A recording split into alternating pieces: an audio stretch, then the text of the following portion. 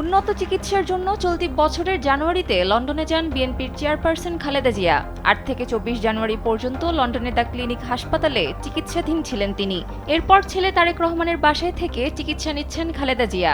ছেলের বাসায় ফেরার পর গত ২ মাসে খালেদা জিয়াকে আর হাসপাতালে নিতে হয়নি। তবে এখন তার পূর্ণাঙ্গ স্বাস্থ্য পরীক্ষা শুরু করেছেন লন্ডন ক্লিনিকের চিকিৎসকরা। আগামী ৪ দিন ওনার বিভিন্ন পরীক্ষা নিরীক্ষা হবে। ডাক্তাররা খালেদা জিয়াকে বাসায় দেখতে যাবেন। খালেদা জিয়ার ব্যক্তিগত চিকিৎসক ও বিএনপির স্থায়ী কমিটির সদস্য ডাক্তার AZM জাহিদ হোসেন এসব তথ্য জানিয়েছেন। তিনি বলেন, বুধবার থেকে খালেদা জিয়ার পূর্ণাঙ্গ স্বাস্থ্য পরীক্ষা শুরু হয়েছে। কিছু পরীক্ষার জন্য হয়তো তাকে লন্ডনের ক্লিনিকেও নিয়ে যাওয়া হবে। কাম অন ব্রো, এসব অনেক কিছু আসবে আর যাবে, এক্সপার্ট কিন্তু থেকেই যাবে।